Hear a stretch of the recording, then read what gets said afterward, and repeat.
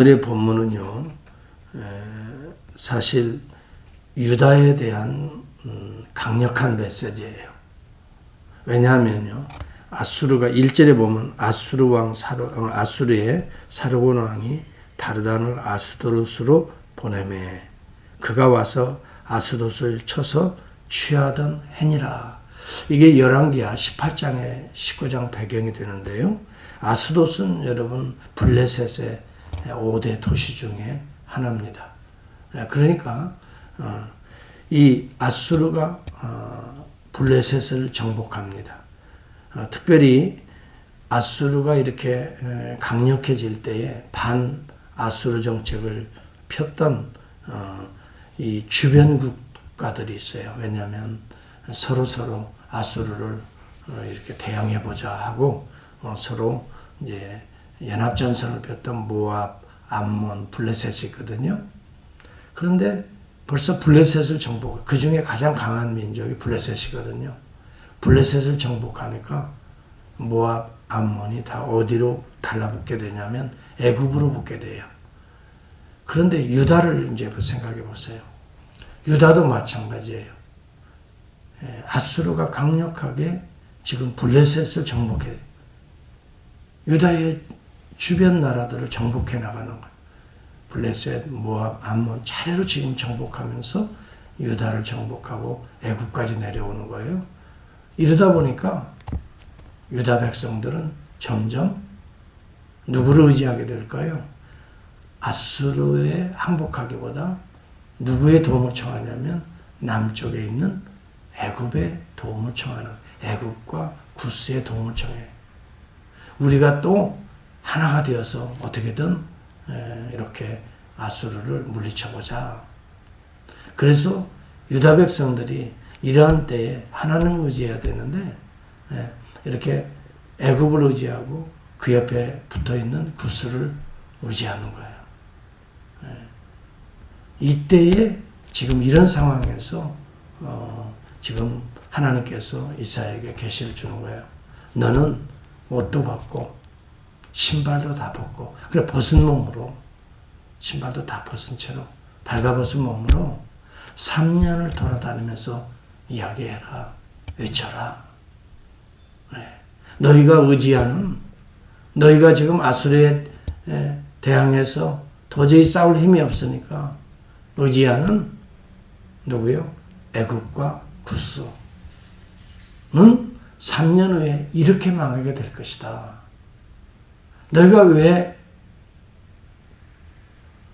어려움을 당할 때, 환난을 당할 때 왜 이렇게 사람을 의지하냐? 편리한 대로 가려고 하느냐? 하나님을 의지하라. 주를 바라라. 바로 여러분 이 메시지는 의지하는 우리의 대상들이 3년 안에 발가벗은 부끄러운 모습이 되어버릴 것이다. 이 메시지를 전하라는 거예요.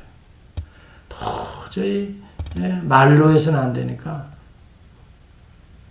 하나님께서 이사야 네가 벗어라, 다 벗고 아예 보여줘라, 이 얘기거든요. 이게 오늘 우리의 모습들을 보여주는 거예요. 무슨 이야기입니까? 우리는 어찌하든지 어려움이 좀 닥치면 하나님 붙들고 하나님 매달리고 기도하고 주님 해결해 주세요 하기보다는요, 여러분 오늘 잘 생각해 보세요. 대부분요, 신앙이 있다고 하면서도, 직분이 있다고 하면서도 무엇을 의지할까요? 어디 다른 데 의지할 데가 없나? 우리의 눈의 시선은 주님을 피하고 자꾸 다른 데 의지하려고 하는 거예요. 돈이나 권세나 명예나 또 특별히 어떤 사람이 좋을까? 사람을 의지하려고 하고요. 여러분 어떠세요?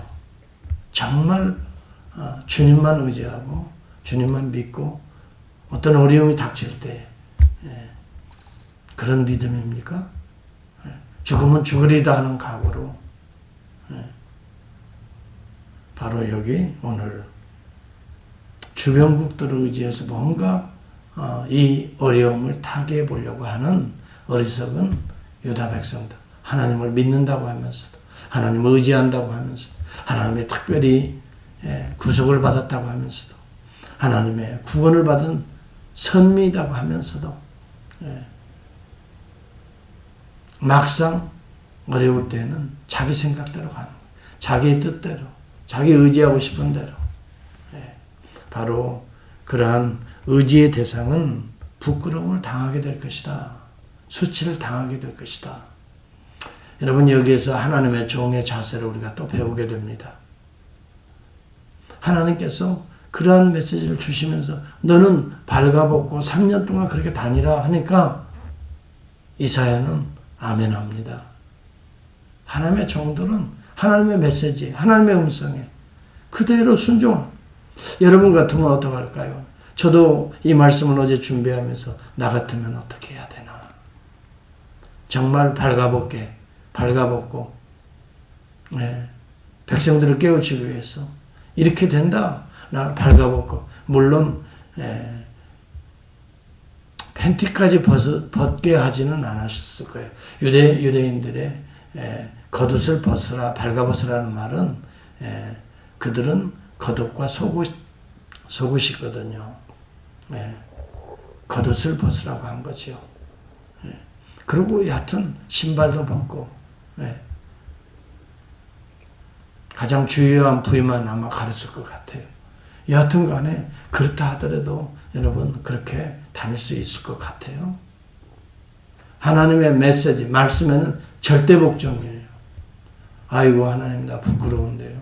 하나님 나 선지자 안 할 거예요. 여러분 우리의 신앙생활은요 바로 이런 것을 신앙생활이라고 하는 거예요. 이성적이고 합리적이고 윤리적이고 이런 거보다 더 앞서 있는 게 뭐냐면 하나님의 말씀이고 명령이에요. 하나님 우리에게 이 사명을 주고 이거 해라, 복음을 전하라. 여러분 거기에 나 부끄러워요, 시간이 없어요, 난 아이고 안 돼요, 나중에 좀 되면 이게 없어요. 즉시 순종해요. 이게 하나님의 종들이에요. 이게 이사야 선지자의 태도였어요. 저는 여기서 오늘 두 가지를 배우게 됩니다. 하나님이 명령하면 때로는 우리에게 부끄러움이 당하고 수치를 당해도 아멘입니다. 그대로 복종하는 것이 종말론적 믿음이구나. 거기에 수치가 있든지 부끄러움이 있든지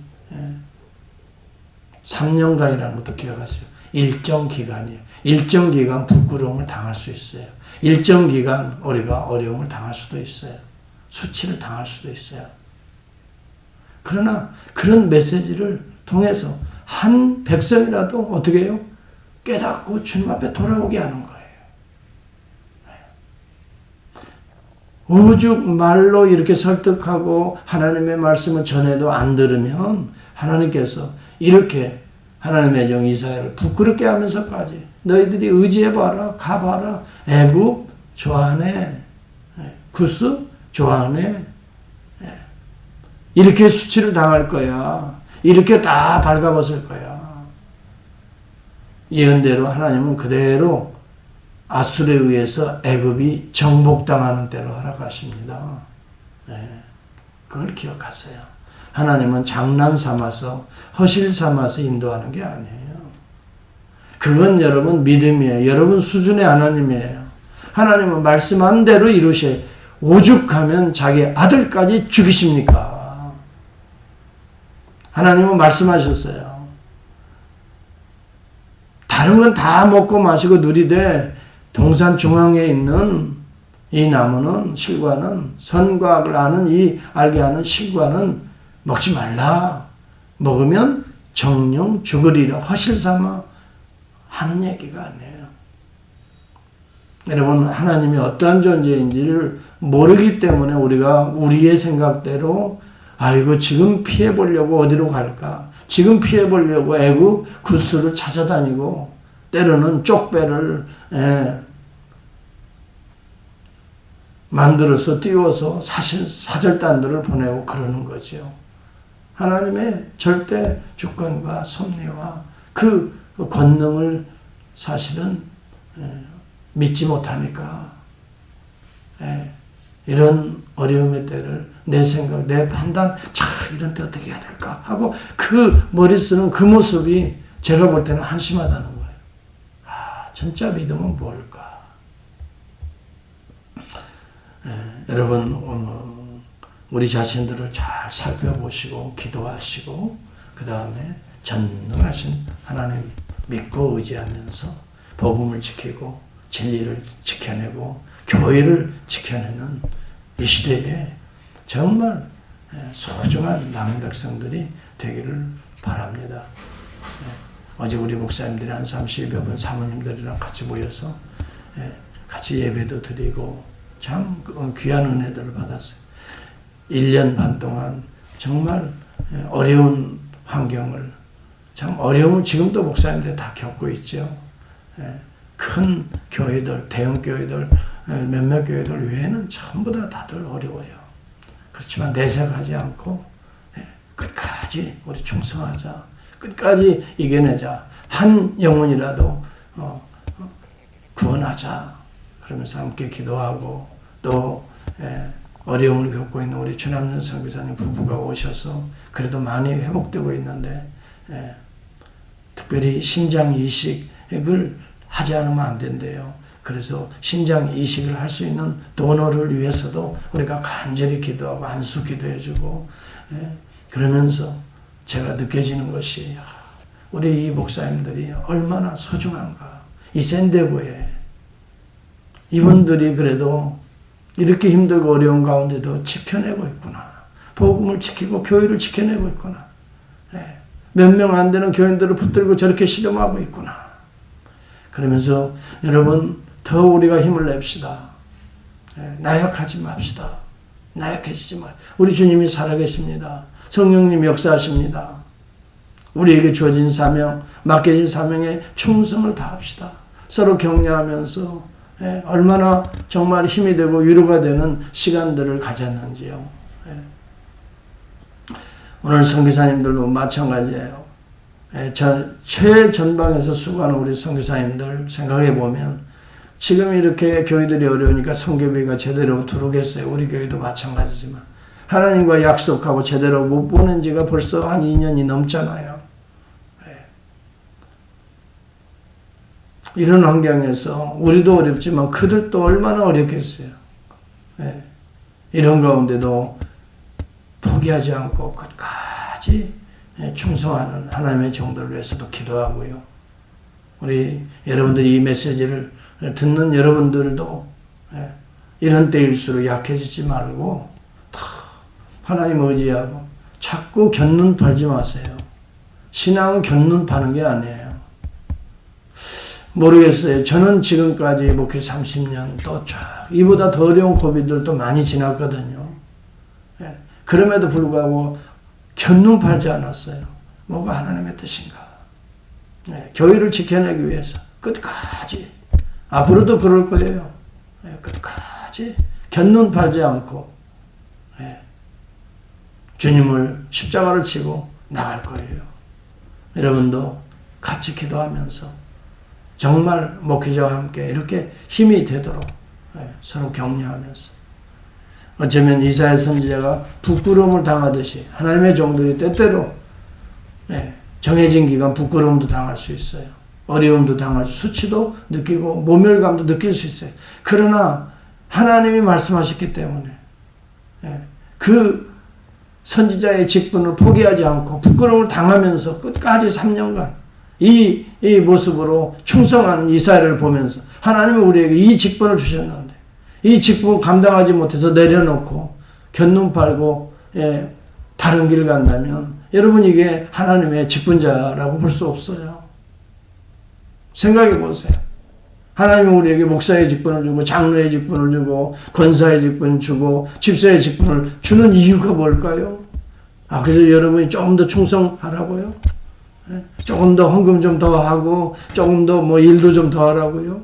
천만에요. 가장 중요한 건 주의 복음을 포기하지 않고 하나님께서 그리스도께를 통해서 세우신 몸된 이 교회를 이 제단을 끝까지 지키고 부흥시키고 복음을 이 교회를 통해서 한 영혼을 구원하고 이것을 위해서 직분을 주는 거예요. 직분은 교회를 통한 하나님의 영광을 위해서 준 거예요. 우리가 이것을 망각해버리면 하나님이 주신 이 직분을 빼앗기는 날이 오는 거예요. 이것처럼 비참한 게 없어요. 하나님께서 나에게 주신 거룩한 이 목사의 직분을 빼앗긴다고 생각해요. 저는 상상할 수 없어요. 죽는 날까지 빼앗기지 않고 복음을 위해서 충성하다가 주 앞에 서는 것이 직분을 주신 하나님께 영광을 돌리는 길이고, 여러분도 마찬가지예요. 목사만 그러는 게 아니에요. 은사가 다를 뿐이지 여러분에게 주어진 직분 빼앗기지 않도록. 오늘 이사야를 보면서 저는 아주 큰 도전을 받고, 비록 수치스럽고 부끄러워 보이는 것 같아요. 그렇지만 하나님의 음성에 순종하는 이사야 선지자의 모습이 더 도전이 되더라고요. 참으로 이 메시지를 오늘 저에게 주시는 이유가 뭘까? 오늘도 주님 앞에 이 어려운 고비에 어려움 좀 당한다고, 부끄러움 좀 당한다고 견눈 팔지 말고 정도의 메시지를 전하라. 오늘 이 음성을 들을 수 있는 자가 있다면